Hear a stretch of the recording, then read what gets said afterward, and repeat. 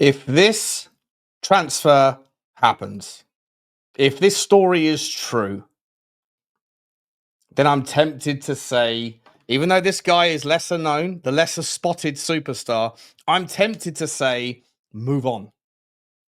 Move on from Gibbs White. If we think of Gibbs White as an 8, if we think of some of these players that happen to currently occupy the 8 role at Tottenham Hotspur, I'm tempted to say, let it go. Because it wasn't long ago that I brought to your attention on this channel a player by the name of Ardan Jashari. My boy Johnny H3232, he has a friend of his who plays out in Switzerland, or he's from Switzerland, is involved in the football game, who sent Johnny a message saying, have you heard of a guy called Ardan Jashari? He plays for Bruges. Johnny sent him to me. I don't think either of us were particularly familiar, or not to the same level. I ran him through FB Reps. I ran him through the Y Scout. And I was blown away. Blown away. Some of the statistical anomalies, some of the data points, not just the fact that he's 99th percentile for so many things, but the gap between his 99th percentile and the average 99th percentile at some of those metrics was simply phenomenal. Piqued my curiosity. So I went to the Y Scout.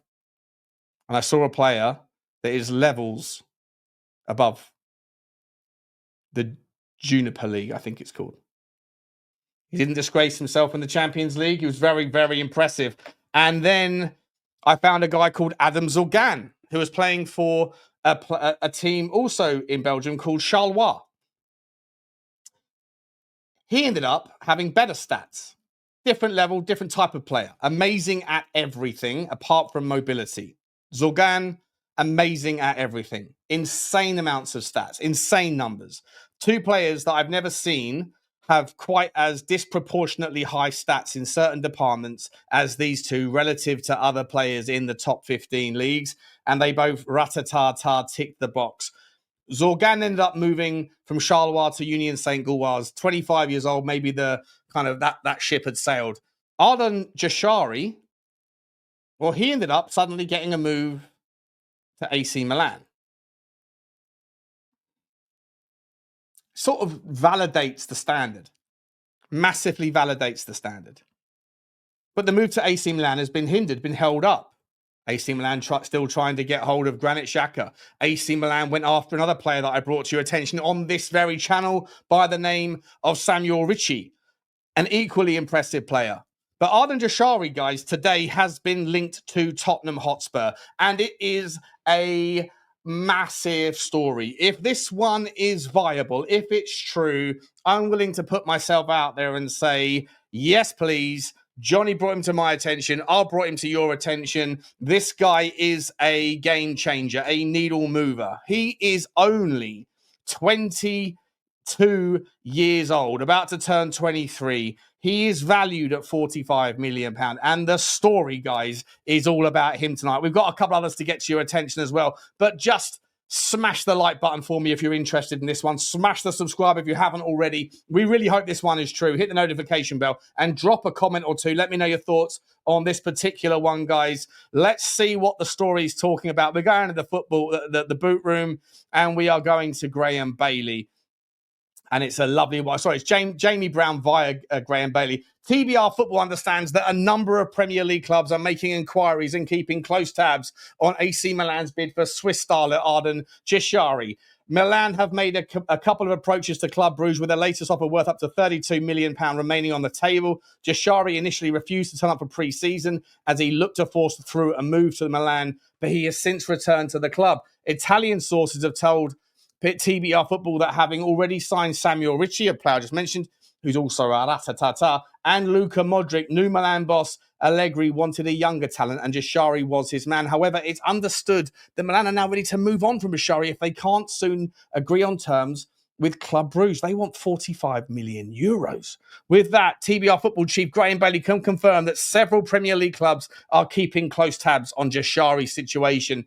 Tottenham, Everton, Forest and West Ham are keeping close eye as there is the prospect that he can be attainable. He's very attainable. He's very attainable. Guys, this guy, look, I'm going to stop with a story and pivot. If you haven't seen me talk about him before, if this guy is really available right now, let's have a look why. Let's have a look at why I'm talking so prominently about him. This is compared to midfielders. He's an 8, but he can do a little bit of a shift to the 6 if necessary. His defensive stats are not particularly sensational, but you have to bake in the context of the Bruges environment in which he operates in that particular league. And then also factor in the fact that this guy is also someone that can connect the dots and move in. But he's an out-and-out 8. Look at this stuff. NPXG and XAG, non-penalty expected goals and expected assisted goals, 90th percentile. But green shoots everywhere. Goals, 71st percentile. 1 goal every 10 games does not going to wow you, 4 or 5 games a season, etc. However, an assist every 5 games, 90th percentile. 95th percentile for expected assisted goals. Right up there, right up there. I'm going to get into the juicy stuff. Let's look at this guy's ability to thread the pass. It's unbelievable. 94th percentile for passes medium. 75th, 80th percentile for 92%. As long as you're above 92%, you're golden. Everybody's somewhere between 92 and 93%, so it's irrelevant. In the long range, though, 89th percentile for passes complete. 6 long passes a game. Can switch, can pivot, can thread that ball left or right. If you have a guy that's someone on the right-hand side that can take your man on, and you have someone on the left-hand side that can take your man on. Remember, I was making this argument to you regarding Cardoso, his ability, understated, but in the switch, in a 6 who can switch, if you have people out on the corridors who can take men on, the obscene value that presents a team is undeniable, because the opposition don't know which channel you're going to pick, and therefore they can't double up or occupy a certain strategic directive. And if you happen to have guys that are terrifying at take-ons, and also you have a 10 and an advanced 8 like a Morgan Gibbs-White, like a Maddison, etc., then if the right winger gets it, the left fullback has to decide whether to ask for help from the left-sided centre-back. Same on the other side. If they don't need it and they think they can handle the guy, then you can get someone like a Mohamed Kudus. You can get somebody like an Odegaard that can take the guy on and get an advantage. Same on the left with a Tel, with a Sonny, with a Garnacho, for example, that can take a guy on. If they do look for double up to protect themselves, then you slot it into the middle to a James Maddison who suddenly has the space to be able to do what he can do best, which is pivot, pop it to one side and knock it into the bottom or top bins. Having someone that can switch the play through long passes and through switches in a 6 or an 8 position that can come deep is invaluable. It's not just valuable, it's invaluable. And this guy can do it. Let's move on to other things. This is just the sort of tidbits of why this guy is such a cracking player. Look at this. Goal creating actions from a take-on, from a midfielder, 99th percentile. Goal creating actions at all, 92nd percentile from a midfielder. Every other game, give or take, he does something that leads to a goal during his particular build-up play. Passes completed, 90th percentile, 56 from, how many touches does he have? He has 73 touches in a game, right? Which is about standard for a midfielder. But here's where you get juicy. 73 touches in the game, 75% of them, he turns and carries it, 99th percentile. Total carrying distance, 352 yards, 99th percentile. Progressive carrying distance, guys, 99th percentile. Carries into the final third, 97th percentile. Passes received, 91st percentile. I could carry on, guys. This guy is someone that just has the ability to just change things up, to be unpredictable. You don't know if he's going to pass it. If he does, if he goes short, medium, or long, it's going to get where it needs to be. And if you have people in the right place at the right time, it's going to get where it needs to be. And then you're in the position where you can do the things you need to do. On top of that, he can carry, he can take players on. He's a switcheroo, and he's an I'll take on you. Unpredictable. And in a team that has versatility, that is essentially unpredictability at its core, a guy like him, look, he's an unknown entity. But for me, love him. I absolutely love this guy. I would be astonished if AC Milan let this one go. But if they do, if the door opens up and West Ham and Everton are the sorts of teams that are going for him, I'll be really disappointed if Tottenham don't have a crack, because I think this guy is going to be awesome.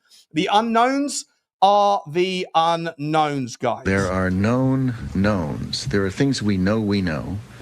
We also know there are known unknowns. That is to say, we know there are some things we do not know. But there are also unknown unknowns. The ones we don't know, we don't know. There are unknown unknowns. And the fact of the matter is that he has only played at this level of his career. He's only young, he's 22, but he's only done it so far in the Belgium League. But when he has played in Europe, he's been no mug at all. He's taken players on. If AC Milan are willing to do it and have been throwing their weight behind it, I don't see why Tottenham can't. This is the sort of situation where I'm thinking that if Tottenham Hotspur have the money to spend, remember a little while ago, we heard the reports, guys. We heard the reports. Tottenham are looking for a DM. Tottenham are looking for possibly a centre-back in a world where Romero left, and they want to go for one more young player. This might be the young player. Think about Archie Gray cost us £40 million when you include the amount of money we let go on the defender that left, the Welsh guy, Joe Rodon. This one is going to cost you about £35 million.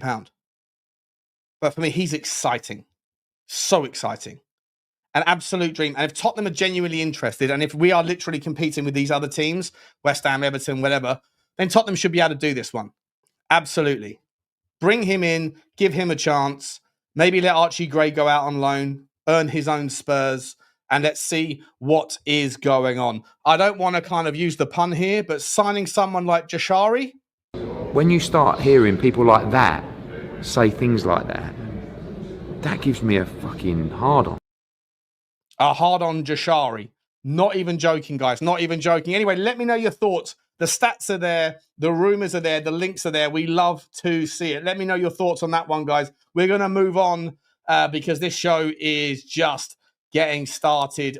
We've got another story here out of Give Me Sport. Another sort of same sort of thing. Vissa prefers Tottenham over Newcastle. I think Newcastle right now are being cop-blocked galore. Everywhere they go, they seem to be people that are trying their best. They're punching above their weight. They lost out on Ekitike. They gave up on Ekitike because kind of felt like Liverpool said, look, we'll let you have Ekitike if you let us have your boy Isak, but you're not having both of them. So make your mind up. And Newcastle said, well, you're not getting our guy. You're not getting Isak. It's okay, we'll take Ekitike then. That looks like that's close to being done very quickly. Now Newcastle are pivoting to Sesko. Again, I'll make the argument like I made yesterday about Ekitike. If Newcastle really do think they've got a chance of signing these sorts of players, then Tottenham should also be able to sign these sorts of players. And let's not forget that just because Sonny wants to say doesn't necessarily mean it's the right thing to do. If Sonny genuinely wants to be at Tottenham to go to Korea to get his sort of final tour out the way, show his face, all those things, give the guy some sort of testimonial. But at the end of the day, Tottenham have to move forward. And unfortunately, we can't have too many cop blocks that are spoiling the broth here. And I think that if we can move Sonny on, if we can move the Richalison on, if we can move a Bissouma on, and if we can move a Solomon on, then Tottenham Hotspur could, in an ideal world, go and get someone like a Palhinha for 25. Forget Adam Wharton. For me, if we're talking about value for money here and opportunity cost, you forget about Adam Wharton for 80. You go and get a Palhinha for 25, something like that, if he's viable, if he wants to come. And all rumours are saying that Palhinha would be interested in coming to Tottenham, and that it's a doable situation. With the other 55 million, you go and drop something like 30 or whatever it will be on someone like an Ardan Jashari. If Morgan Gibbs-White can't happen. And as I say, every day that goes on, I'm less and less inclined to care about Morgan Gibbs-White. He's a cracking player. He really is a great player, but it's a problem if we're just sitting here waiting for something to happen that might not even eventually happen anyway. And I just think that there's so many opportunities out there right now, guys, that we need to be on top of this and take advantages where they are, because we're kind of going through the motions like Manchester United have been for the last month. Every day you're waiting to figure something out with someone that doesn't necessarily, dealing with a counterparty that doesn't really want to let you have it. There's other teams out there that are picking off the other valuable attributes and the assets that are out there. And it's a game of picks, right? Pick and choose. You're going to get some right, you're going to get some wrong. If Jashari's available, get him. Please get him. This guy, I just got a gut instinct he's going to be a baller in the next 3 or 4 years. I'd love it if Tottenham got hold of him. If we don't, and he ends up at West Ham or Everton or a Fulham or a place like that in 2 years' time or 18 months' time, somebody like Man City or probably Tottenham will say we should be getting Jashari. I really, really rate this guy. And like I say, Johnny brought it to my attention, and I think that his friend brought it to his attention. And we did our due diligence, and it's amazing to see this guy linked to Tottenham. I'd love to see it happen. Vista, for me, absolute option. Why not? Why the devil not? But if Newcastle have the temerity to go after someone like Sesko, then why can't Tottenham? There's no links between Tottenham and Sesko, but why can't we? Newcastle, they're Carabao Cup winners. First in 60 years. We're European champions. Living in London, best stadium in the world. New project, new investment. No reason why we can't go after something like that. We just have to have the ambition. We have to have the money, and it looks like both of those things at the moment look like they're box ticking, but we can't go and drop 80 million on Adam Wharton and expect to go and do other things at the top end of the pitch. So why not go and think about this through some joined up thinking, some 4D chess, compete with Newcastle, cop block them, cop block them. Why not? But like I say, guys, the Vissa story is still very much going on. Just to give you some insight there, I'm not going to bore you with the story, but Tottenham are very much still all over it, and he's very much still interested. But apparently Newcastle United are moving in that direction. I won't bore you with too much more, guys, but there's a story out here from Tottenham News that is looking for commentary from Martin Allen, ex-Brentford manager Martin Allen. I don't know what he's got to do with the conversation, but he's talking about Conor Gallagher and saying that he's being linked with Tottenham from Mundo Deportivo. This is Conor Gallagher, the player that we wasted a summer trying to get over last time. I just don't see it happening in any way, shape or form. But he said he's hungry, he's got desire, and he's a winner. They're all good traits. He's a good player, therefore he would be good for most Premier League clubs. Gallagher could easily join any of the top 6. He's easily at that level. You'd be looking at £50 million to get him in at Tottenham, with Atletico then putting in a sell-on clause in case he does extremely well. Add-ons could even take that up to 60 million if he scores a lot of goals. I mean, I don't even know why I'm reading this one out to you. I don't know who Martin Allen is. I don't really remember him as a manager, but I just don't think there's any relevance or any likelihood of that happening. So we're going to move on. So the Ardan Jashari stuff I've talked about, but how about this one, guys? This is also says that Tottenham have held talks with João Palhinha. They said that we held talks with them last week.